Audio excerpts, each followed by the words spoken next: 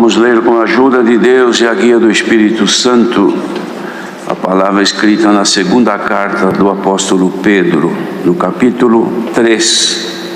2 Pedro, capítulo 3.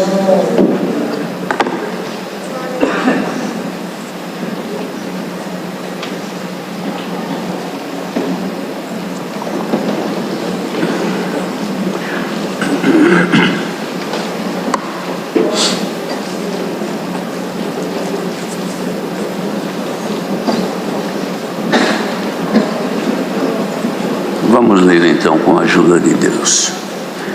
Amados, escrevo-vos agora esta segunda carta, em ambas as quais desperto com exortação o vosso ânimo sincero, para que vos lembreis das palavras que primeiramente foram ditas pelos santos profetas, e do mandamento do Senhor e Salvador mediante os vossos apóstolos, sabendo primeiro isto, que nos últimos dias virão escarnecedores, andando segundo as suas próprias concupiscências, e dizendo: onde está a promessa da sua vinda?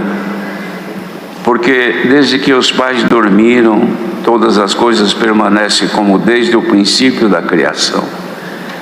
Eles voluntariamente ignoram isto, que pela palavra de Deus já desde a antiguidade existiam os céus e a terra, que foi tirada da água e no meio da água subsiste, pelas quais coisas pereceu o mundo de então, coberto com as águas do dilúvio. Mas os céus e a terra que agora existem, pela mesma palavra se reservam como tesouro, e se guardam para o fogo até o dia do juízo e da perdição dos homens ímpios. Mas, amados, não ignoreis uma coisa, que um dia para o Senhor é como 1000 anos, e 1000 anos como um dia. O Senhor não retarda a sua promessa, ainda que alguns a tenham por tardia, mas é longânimo para convosco, não querendo que alguns se percam, senão que todos venham a arrepender-se.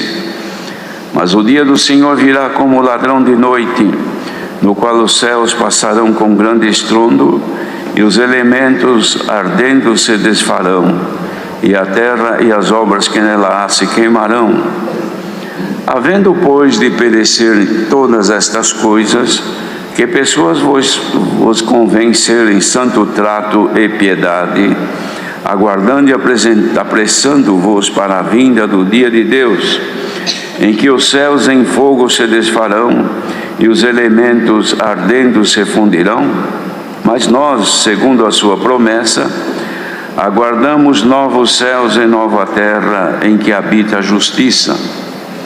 Pelo que, amados, aguardando estas coisas, procurai que nele sejais achados imaculados e irrepreensíveis em paz.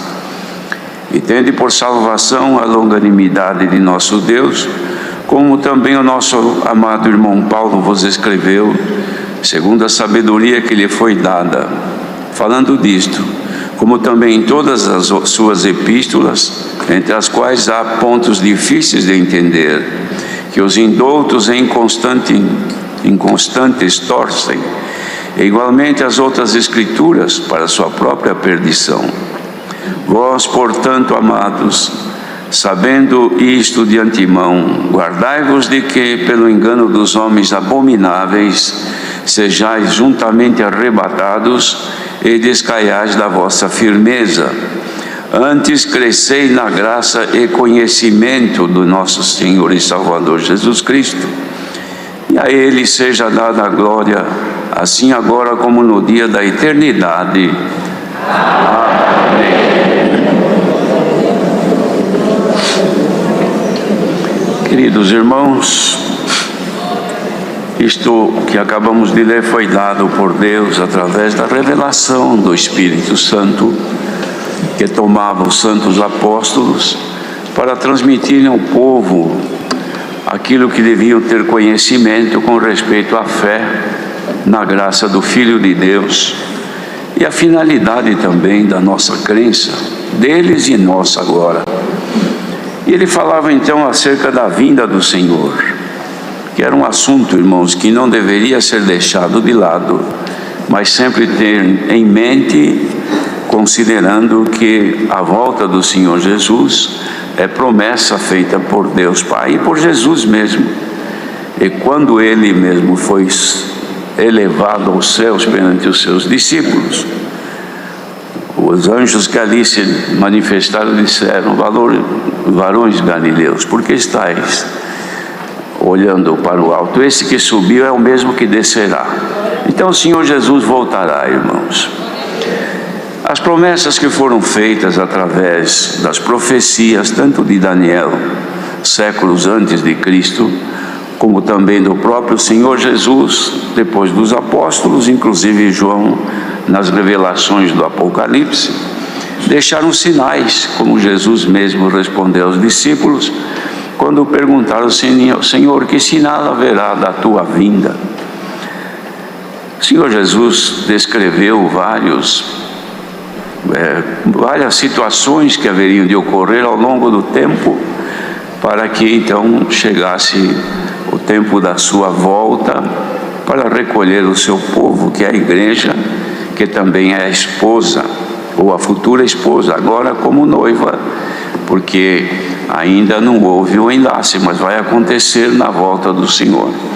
De modo que os sinais que foram manifestos, irmãos, têm acontecido ao longo da história, perseguições muitas contra o povo de Deus, muitas mortes, foram muitos sacrificados ao longo de todos estes séculos, irmãos. E também assim veio durante esse tempo se cumprindo no resto das manifestações em todo o mundo. Mas agora então veio avante esta palavra que Pedro escreveu, tratando acerca da vinda do Senhor. E ele dizia: eu escrevo para vocês agora, amados, esta segunda carta, em ambas as quais eu desperto com exortação o vosso ânimo sincero. De fato, irmãos, ele despertava exortando aquela irmandade e ficando para a posteridade essa carta que chegou até nós, nos despertando a aguardarmos com ânimo, mas um ânimo sincero. Uma coisa é a pessoa ter um ânimo que demonstra momentaneamente, mas não é com sinceridade de propósito, é coisa momentânea. Como se pergunta: você crê nisso aqui? Creio, mas daqui a pouco já esqueceu. Mas o ânimo sincero faz do crente em Jesus Cristo ele ser crente sempre, pela vida ou pela morte, como aprendemos. Então, creio no Senhor Jesus que Ele vai voltar, continuamos crendo e esperando a volta do Senhor, que Ele pode vir, se não vem de forma coletiva, individualmente, Ele vai vindo buscar a cada um segundo o tempo da sua partida desta terra. Mas depois, irmãos, de haver descrito esta profecia que Deus lhe dava acerca dos acontecimentos finais que estavam sendo, como seria a volta do Senhor Jesus, ele então chega aqui a uma exortação: pelo que, amados, aguardando estas coisas que nós aguardamos, cremos, procurai que deles sejais achados imaculados e irrepreensíveis em paz. Imaculado, mácula é mancha, sem nenhuma mancha.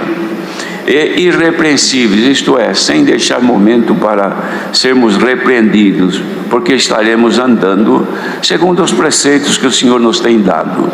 Então, estas são condições necessárias. E ter por salvação a longanimidade de nosso Senhor, isto é, não pensar que a salvação de Jesus, ou de Deus por Jesus, se manifestou ali naqueles dias e depois se esfriou. Não, o Senhor Deus é longânimo, isto é, não desanima, o seu ânimo é perpétuo em salvar o seu povo. E ele então demonstra aqui que Paulo também havia escrito com a sabedoria que Deus lhe deu, e havia situações e pontos difíceis de serem compreendidos, quando então as pessoas indoutas e inconstantes torciam, inclusive em outras escrituras, para a própria perdição deles, que eles usavam a escritura, que naquele tempo eram cartas, que eles escreviam, mas ao invés de recebê-las para se submeter aos ensinos que Deus dava para a salvação, não, eles tinham para discussão, para provocar pontos polêmicos, para viver a vida toda se debatendo com situações que não levavam a nada. Então, vem aqui a recomendação para nós: mas vós, portanto, amados, sabendo isto de antemão, quer dizer, já estamos tendo conhecimento, guardai-vos de que, pelo engano dos homens abomináveis são os homens, irmãos, que são rejeitados por Deus. Abominação é um asco, é um nojo que a pessoa tem, e Deus não aceita estas coisas. Então, guardemos-nos para que não sejamos juntamente arrebatados e venhamos a descair da nossa firmeza na graça do Filho de Deus. Lembrando que a graça de Deus, irmãos, que a graça do Senhor Jesus, ela sempre existiu. O Senhor sempre se agraciou daquele pecador que se arrepende. Ela não é nossa, não é da congregação cristã no Brasil, a graça não é dela. Nós é que estamos agraciados por ela, como outros quaisquer que buscarem a Deus e encontrarem Jesus Cristo misericórdia e perdão também serão agraciados, de modo que ela não é propriedade de ninguém. A graça é do Senhor e se estende a todos quantos a Ele se achegarem. E nós estamos aqui nesta manhã, irmãos, querendo entender que estamos todos procurando estarmos dentro dos preceitos da graça do Senhor Jesus, para que possamos não sermos arrebatados e descair da nossa firmeza. Por quê? Porque hoje, irmãos, existem, por causa das partes e discussões polêmicas que há em todo o mundo, e agora com a facilidade de se propagarem, elas então atingem todo mundo. Todos têm conhecimento de pontos que se discutem, de preceitos, de ideias, de pensamentos, de pregações outras que levam as pessoas a afastar-se da comunhão com Deus. Está cheio por aí. E nós temos a palavra de Deus que nos ensina a nos mantermos firmes. Ele dizia: antes crescei na graça e conhecimento de nosso Senhor e Salvador Jesus Cristo. Este é o nosso dever, irmãos, crescer nesta graça. O Senhor nos chamou na graça do seu Santo Filho para ficarmos nos primeiros rudimentos, ou seja, como uma criança que vai à escola, mas fica fazendo rabisco a vida inteira e não aprende nada. Nós não. Devemos crescer no conhecimento da graça do Filho de Deus. Qual é a vantagem deste crescimento? Este crescimento na graça do Senhor Jesus, irmãos, faz com que conheçamos cada dia mais aquilo que é de Deus. Este conhecimento de nosso Senhor Jesus Cristo tem duas situações. Uma é conhecer mais o benefício do Senhor em nosso favor, pelo sacrifício de Jesus.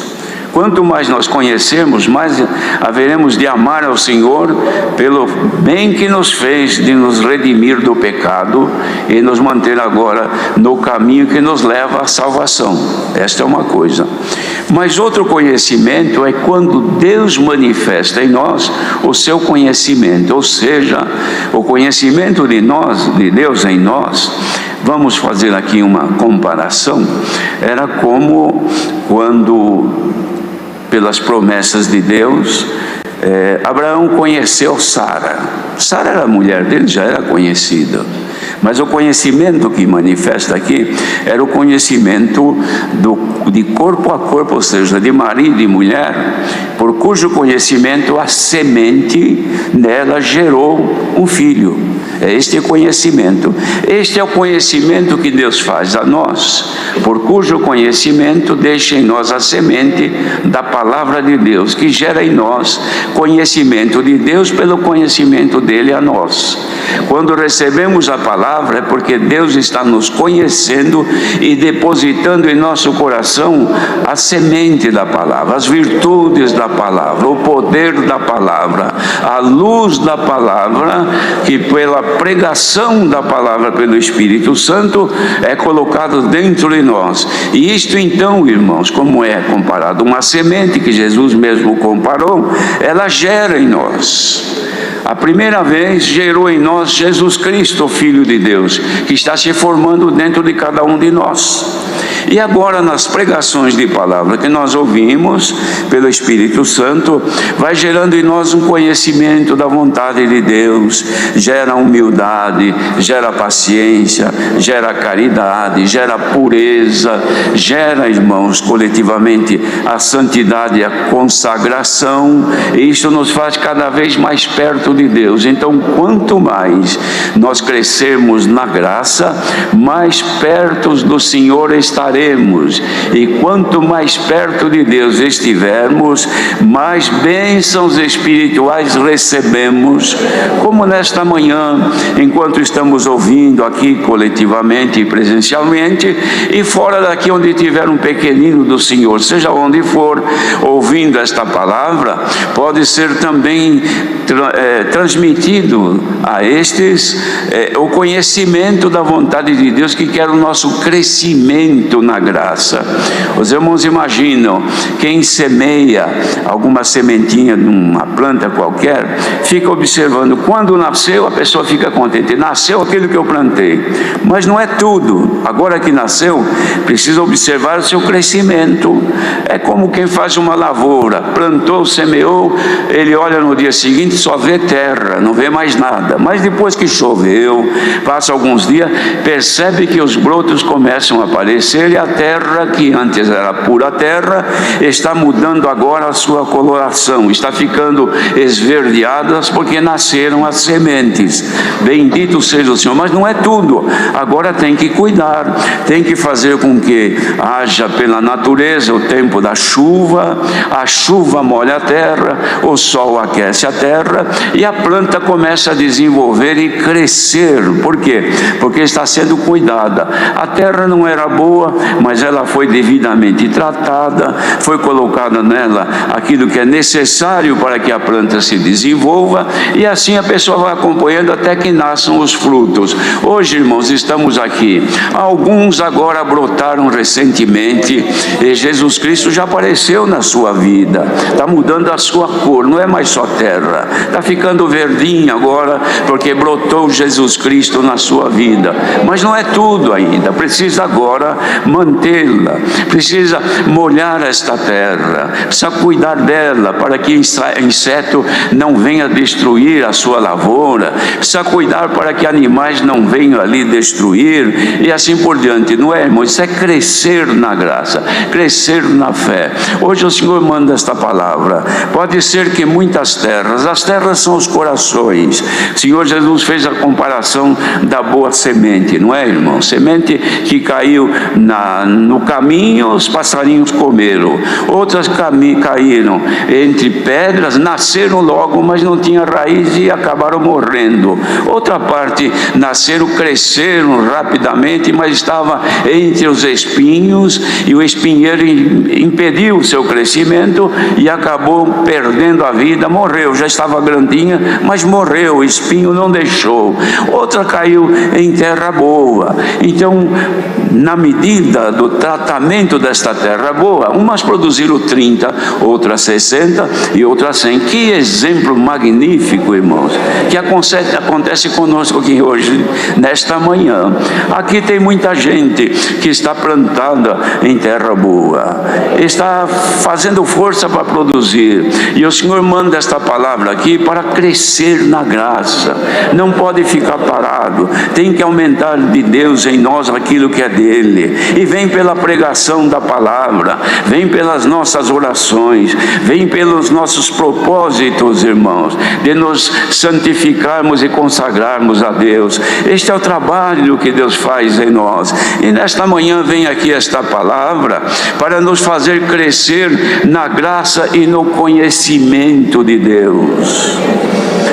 Irmãos, falando de conhecimento, às vezes acontece com a gente, eu vou dizer com a gente porque comigo acontece, às vezes tem Conhecemos uma pessoa, no meio de multidões como vivemos, um irmão, e nos abraçamos, paz Deus, irmão, e sabemos o nome dele, é o nosso amigo, que conhecemos ali. Mas passa algum tempo, encontramos este irmão, comigo acontece, né? Claro que não é com todos, mas paz Deus, irmão, amém, tudo bem, tudo bem. De onde que o irmão é? Como é que é seu nome? Mas você não me conhece? Eu não me lembro. Isso acontece. Eu não sei nem de onde que o irmão é. Ô irmão, eu sou daqui, de tal lugar. Nós já conversamos. Ah, perdão, irmãos, é que eu me esqueci. Isso acontece também quem conheceu o Senhor Jesus. Quando creu nele, sentiu no coração, depois acabou esquecendo, não sente mais. Não tem mais prazer de cantar, não tem mais prazer de orar, não lembra mais dele, perdeu a noção da fisionomia dele, não conhece mais. Mas nós precisamos conhecer no conhecimento. Sabe como que cresce no conhecimento? Quanto mais perto, quanto mais junto anda, mais a gente conhece a pessoa. Não é assim? Se nós vimos uma vez, depois esquecemos. Mas quem caminha já há muito tempo, está sempre olhando, esse aqui é o fulano, esta aqui é Beltrana, são meus amigos, são meus parentes. Então se conhece. Quem conhece o Senhor Jesus de perto, não estranha, irmãos. Está sempre feliz, mas estranha quando ele está longe. Percebeu que ele não está perto. O que será que aconteceu? Porque eu estou orando e não estou sentindo o Senhor. Eu congrego, mas não sinto nada. Fico ali sentado, não vejo a hora que acabe o culto, porque eu não sinto nada. Eu vejo gente que fica contente, até glorifica a Deus. Tem gente que até manifesta o Espírito. Eu não sinto nada. Eu congrego, mas é porque você esqueceu. Você não está conhecendo bem. Mas hoje ele volta nesta manhã.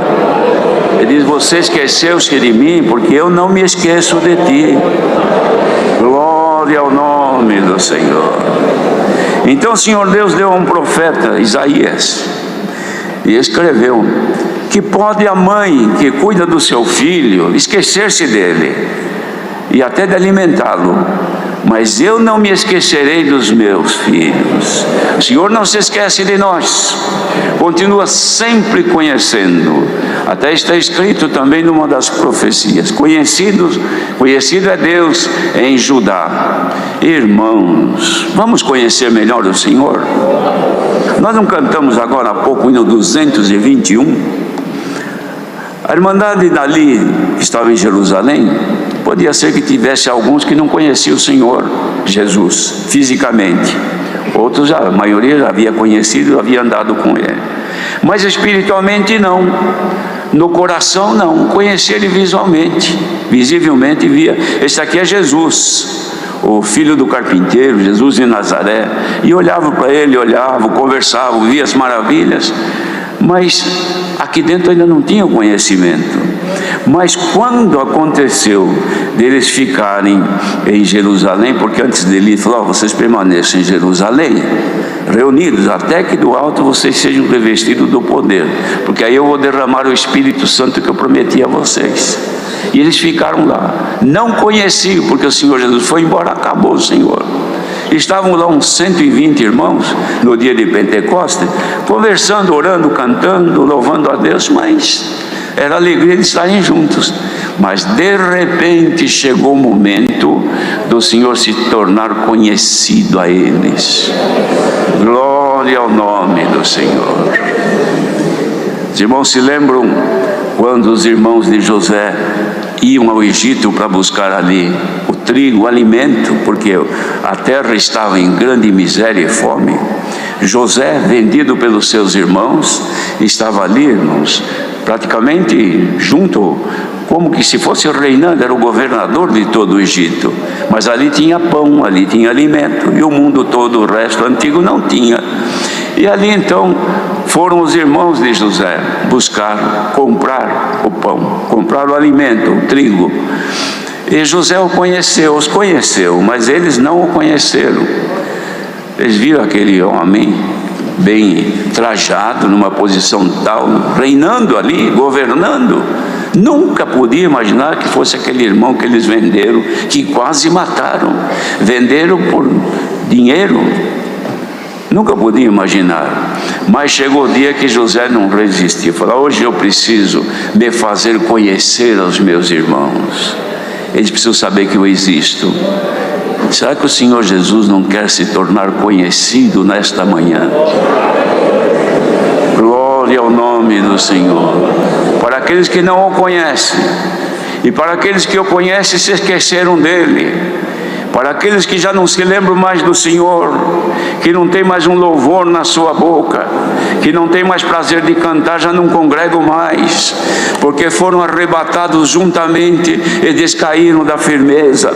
Estão desde antes da pandemia ou durante a pandemia, se acostumaram, não congregam mais, não ouvem mais a palavra, estão por aí, irmãos, já mudaram seus costumes, já vivem como ovelhas que saíram fora da cerca do seu pasto e agora estão aí sem pastor, rondando algum lugar que possa encontrar alimento, mas descaíram da firmeza porque foram arrebatados pelos homens abomináveis. Eis que agora se levanta o Senhor e diz: eu quero voltar e me tornar conhecido de quem se esqueceu de mim. Quem se lembra do Senhor, alegremos-nos nesta manhã, irmão. Glória ao nome do Senhor. Será que tem alguém aqui que está ouvindo e não conhece? Olha, irmãos, tem um exemplo clássico. A pessoa tem o celular na mão, não é? Tem ele e diz: eu posso ligar para onde eu quiser. Mas muitas vezes está andando por um lugar que não tem sinal. Tem tudo, mas não tem nada. Alguém quer falar com essa pessoa, não atende porque não recebe. Ou ele quer falar com alguém, também não pode porque não tem os sinais que levam a sua mensagem ou trazem mensagem. Quantos que estão nesta manhã sem sinal? Porque estão andando por lugar onde não existe sinal. Mas esses que estão aqui tem sinal, irmão. É sinal forte. Quem está em comunhão, receba agora a virtude que está descendo do céu. Glória ao nosso grande Deus, irmãos, que é longânimo. Deus não desistiu, Ele continua ainda lutando, trabalhando em prol dos que querem se salvar.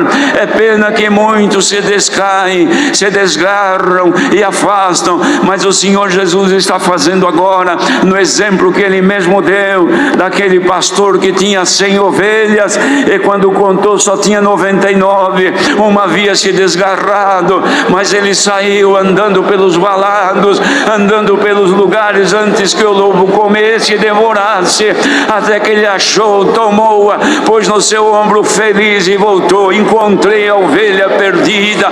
Oh, ovelhas que não sentem mais o Senhor, acheguem-se a Ele, porque agora Ele continua abraçando o seu povo. Bendita a palavra de misericórdia, irmãos. Antes cresceis na graça e conhecimento de nosso Senhor e Salvador Jesus Cristo. Este crescimento, será que o Senhor pode, irmãos? Claro que pode. É que depende de nós. Nos fazer crescer agora na graça e no conhecimento. Crescer na graça é que esta palavra nos agracia com virtude de Deus. E no conhecimento, sentir o Senhor realmente. Deus está aqui comigo.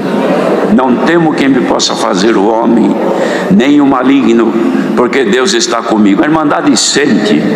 Vós que estáis aqui agora, e por este mundo quem estiver ouvindo, dá para te pôr em comunhão um pouquinho e fazer um teste. Será que Ele está aqui?